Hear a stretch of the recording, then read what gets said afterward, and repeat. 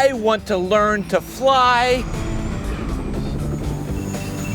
helicopters on this episode of Taking Off. Oh, I'm so excited.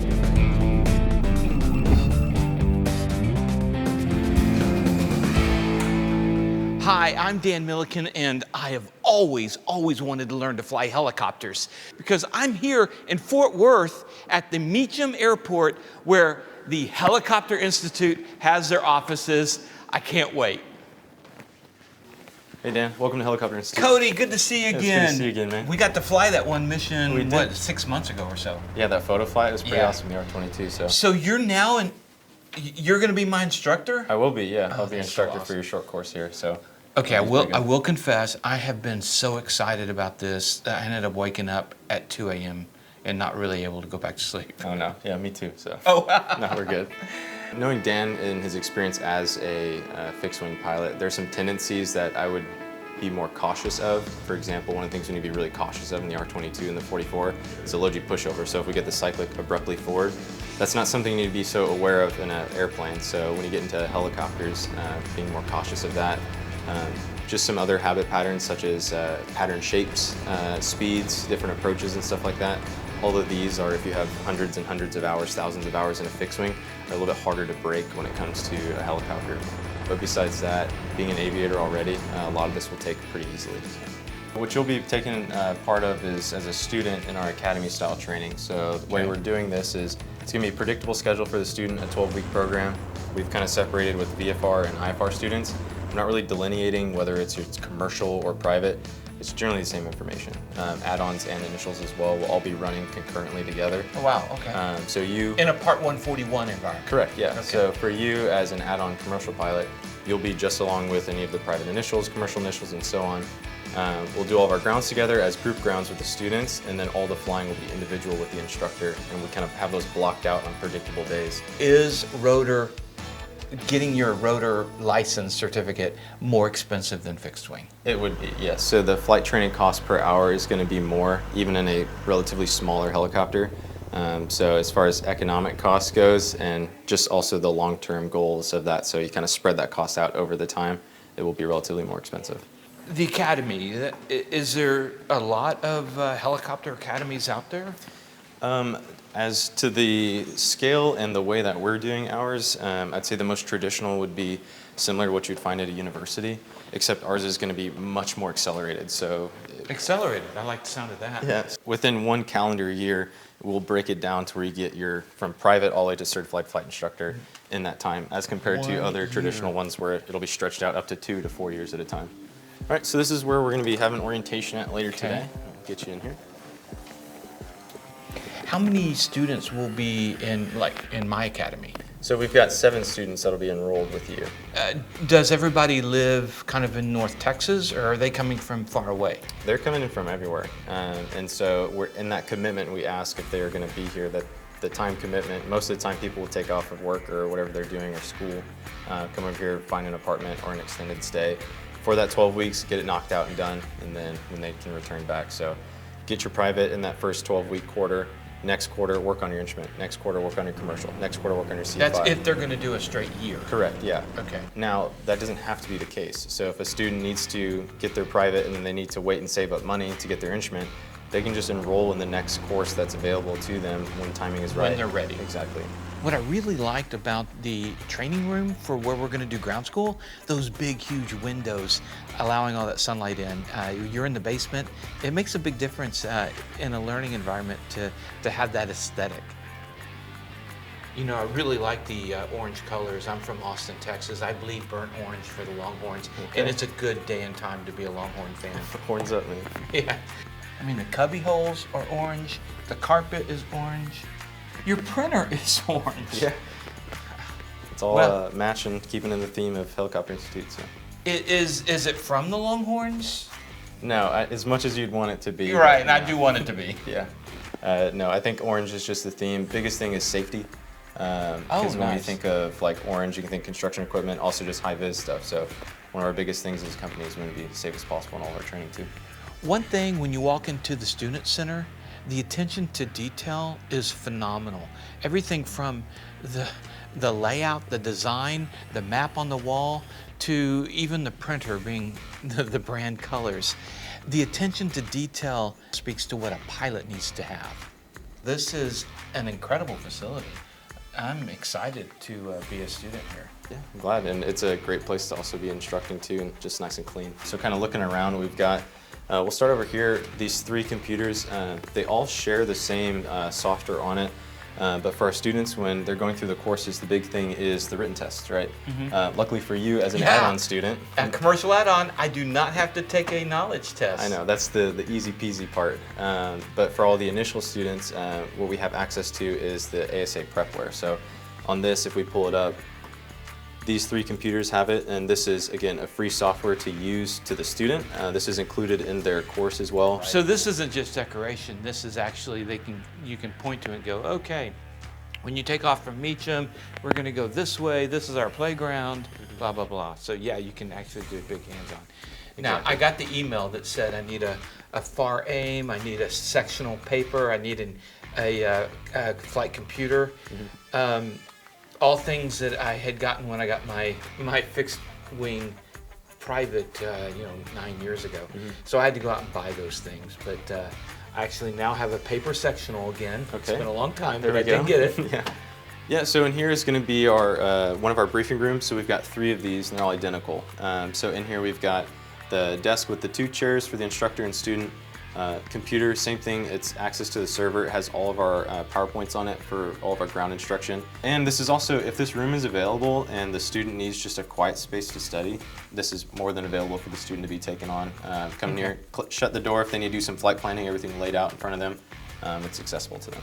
Nice. And orange seats. Of course, of course. Hook 'em horns.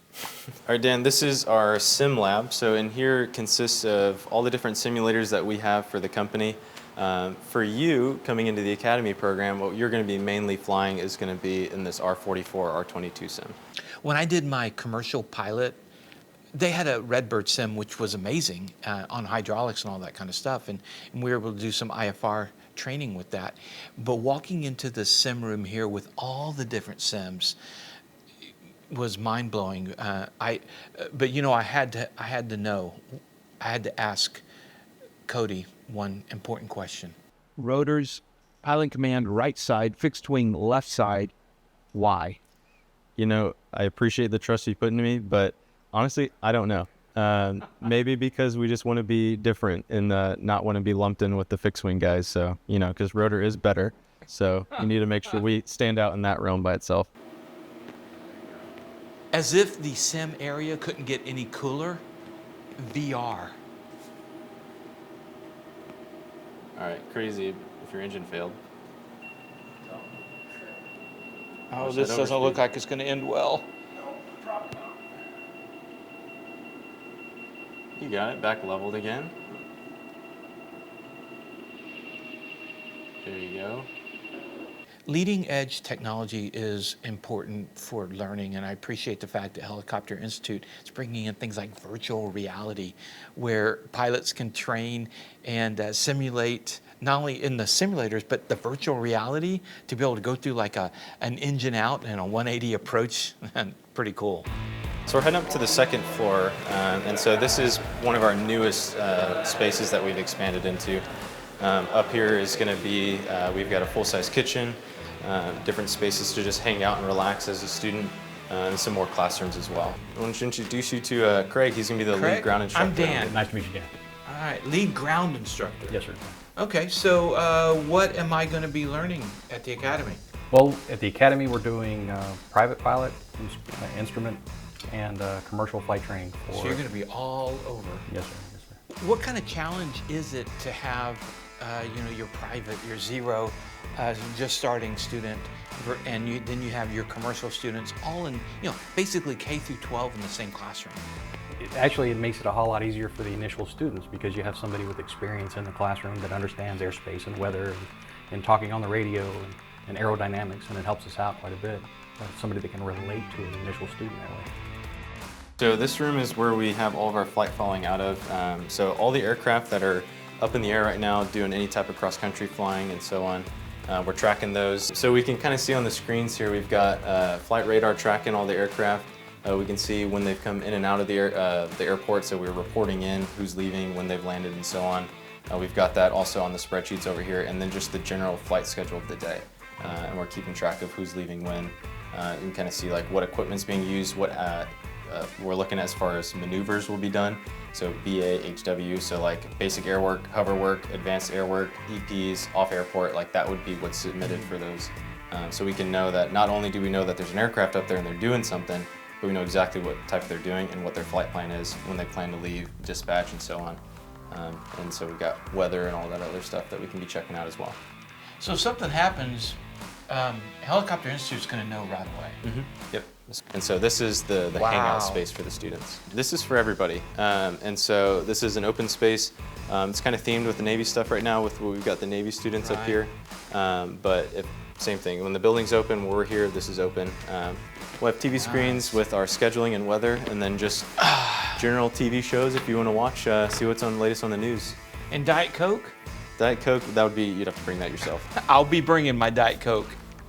I thought the Student Center, where it had a couple of chairs and very comfortable space, was what they had for student lounging, but I was wrong. They have this whole huge area on the 3rd floor with a kitchen. You know, I can't wait to bring my Diet Cokes up here and put them in the fridge. We like this as a good teaching tool for the students. This is kind of the hang out with your cup of coffee, talk about the airspace sort of thing, kind of everybody gather around. The main kind of panel up here is the overhead view of Meacham. And so what we have color coded here are the different type of patterns we're looking at. Sage ramp. I noticed the call sign for the helicopter was SAGE. Mm-hmm. Is that like Helicopter Institute's abbreviation? It is. So SAGE is the call sign that we've adopted for all of our helicopters. It'll be SAGE and a number. For example, you're flying the 22s, we have a SAGE 1 and a SAGE 5. SAGE, the reason why we did that is just what is a SAGE? So somebody who exhibits wisdom, knowledge, professionalism in that as an instructor to the student. What we want to do is be somebody who is a SAGE. So I'm departing this knowledge of how to fly, good safety practices for you, and just the wisdom, if you will, of kind of aviation in that sense. That's where the name kind of comes from for us. I want to see helicopters. I asked Cody if we could go down to the hangars. So the R-22 total weight isn't that much, right? No, the max gross weight that the R-22 can carry is 1370, so 1,370 pounds. So I guess before you fly, you pull that. Yep.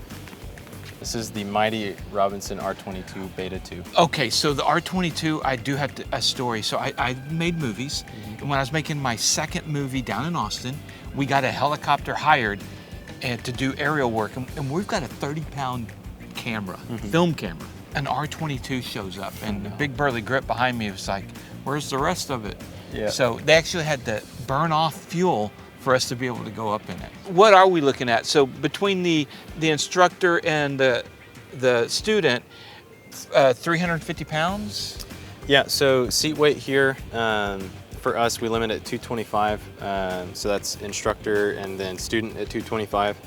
And then max gross weight of this massive helicopter is 1,370 pounds. Right.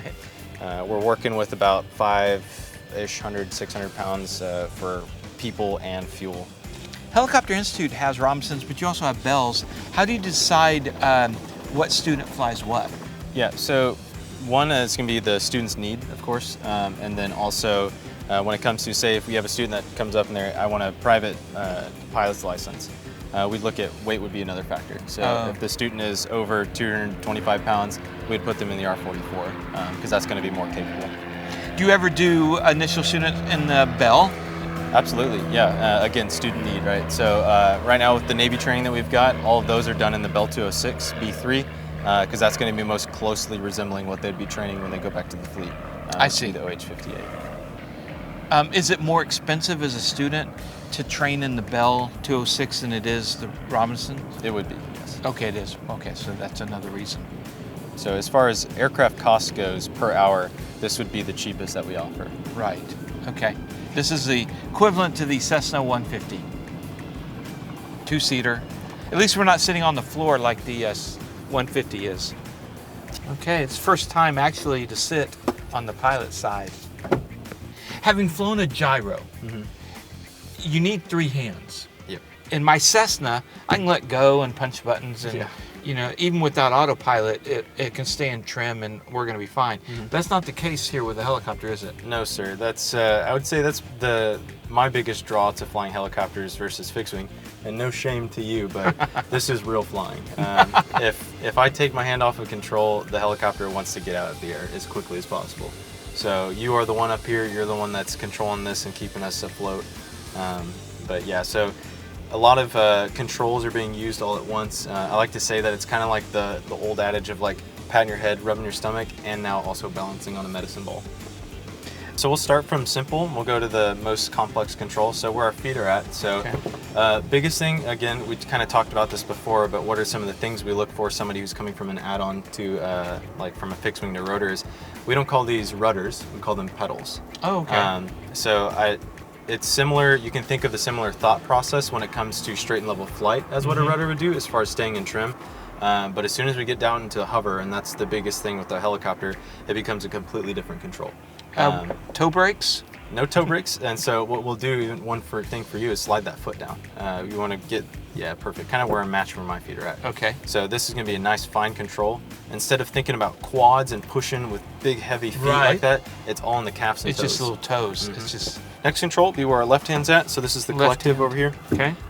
You can notice there's a foam tip on the front, so this is actually the throttle. So if we rotate that, this is our throttle. When we get above 80% RPM, the governor takes control, and it'll keep it in that 101, 104% on the engine and rotor RPM during normal sustained flight with power on. From there, so our collective, this is our pitch control of the blades collectively, hence the name. So when I raise the collective up, it comes all the way up, and what that's doing is up top of the swash plate, it's lifting the swash plate and it's increasing the blade collectively throughout its rotation. What this is going to do is, in a hover, this will make us come up and down. In forward flight, it's going to make us climb or descend.